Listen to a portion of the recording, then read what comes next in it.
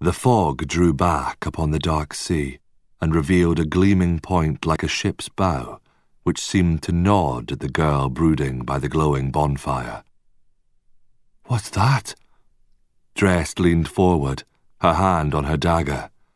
Her elbow dug into the shoulder of her brother Gobin, who lay with his arms slung over the fringe of his coal-black hair. "Gobin," she poked him, "are you awake?" "Nay."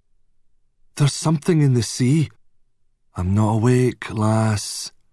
"It's something wooden on the waves, just past the dragon's teeth." His eyes flicked open, then closed. "Drest, dear, it's a dream. Lie back. If you want to stay out here with us, you need to sleep." Drest crept around the fire to Nutkin, Gobin's twin, who lay in almost the same position, except it was his hand, not arm, that held back his black hair. "I'm not awake either," Nutkin said, a smile tweaking his lips.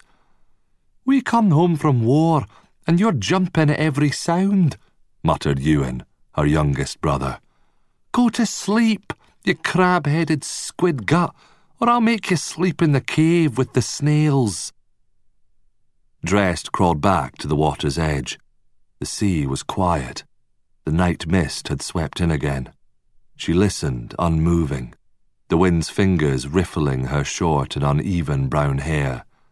Grimble, her father, had always said that no boat or ship could reach their tight, protected cove, that the dragon's teeth, the stones scattered over the harbour, were hungry for wood and men, and no man or devil would dare draw near the headland while her brothers and father were home. Yet something was there. Drest left the circle by the fire where her family slept and scrambled up the boulders behind the camp.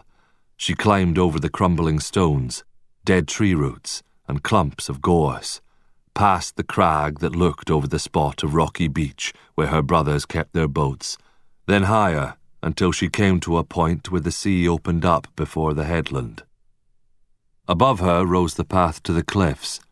Behind her lay the caves where her family kept their supplies and slept when it rained. Over the water, the ash-grey fog stretched like smoke. Drest closed her eyes and listened. Waves sloshing. The wind gently breathing. Her father and brothers snoring from below. A creak. Not just a creak, but a scrape as well. The rasp of wood on stone in the cove just past the dragon's teeth. She knew that sound. A boat, and it was landing. Drest flew down the uneven cliffside, blind in the darkness but knowing her way. She pounded back into the camp toward the glow of the bonfire and dropped to her knees beside her eldest brother. "Wulfric, there's a boat in the water." Wulfric opened his eyes a crack. "What are you saying, lass?" "A boat, like one of yours. Lads, get up." Heads rose around her. Her father turned over with a growl. "Our poor wee Drests had a nightmare," murmured Thorkill, fingering the stone pendant he wore below his curly ginger beard. "Was it Gobin's battle story that kept you awake, lass?" "Nay, it's not that. I heard a boat."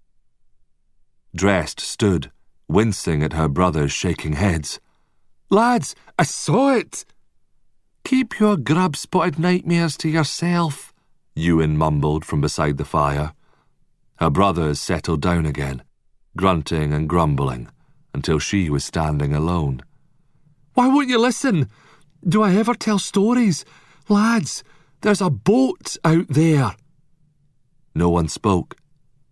Drest opened her mouth, but before she could say anything more, the camp was bright with flames.